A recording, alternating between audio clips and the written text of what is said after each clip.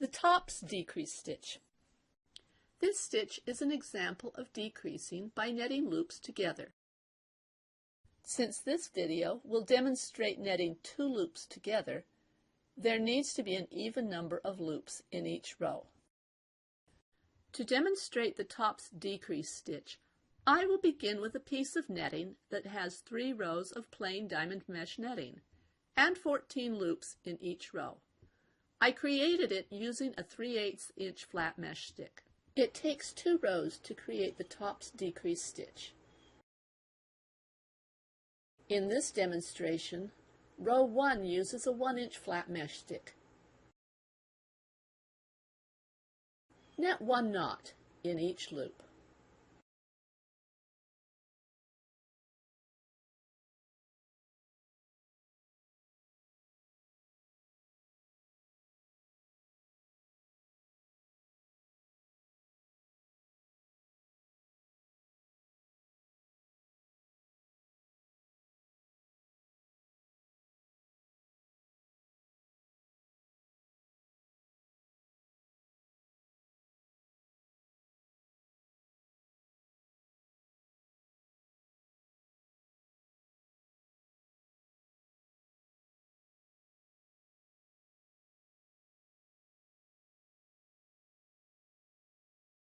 Row 2 of this demonstration uses a 3/8 inch flat mesh stick. Instead of going through just 1 loop, the netting needle or shuttle goes through 2 loops each time it ties a knot. It may be easier to pick up the second loop with your fingers to get it onto the shuttle.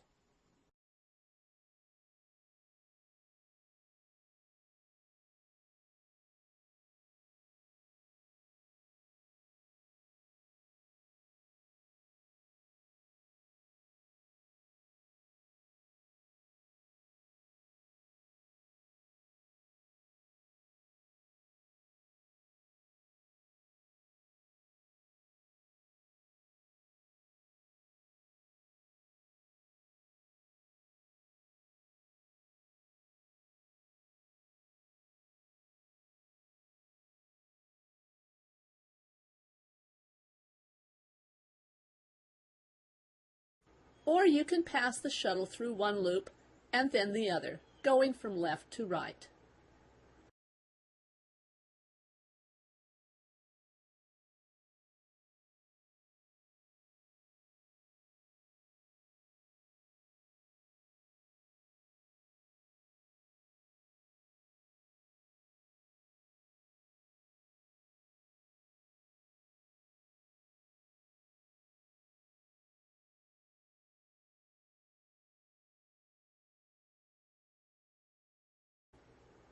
Once that second row is completed, you've finished the tops decrease stitch.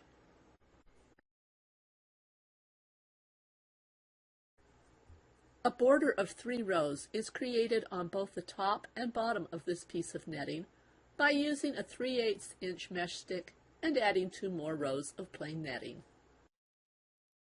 The tops decrease stitch is the opposite of both the icicle and the caret increase stitches.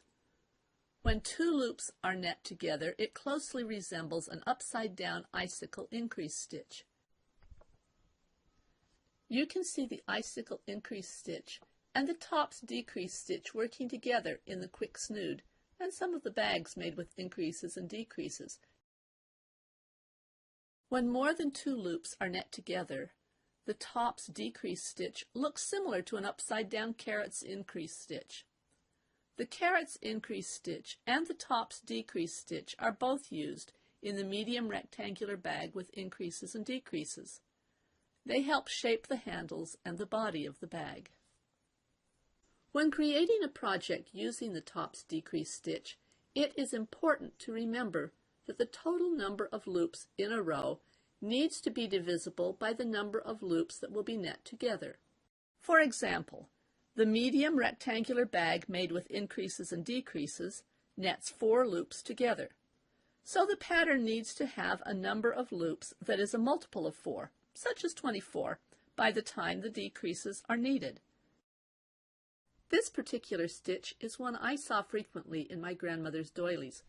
but it was never named.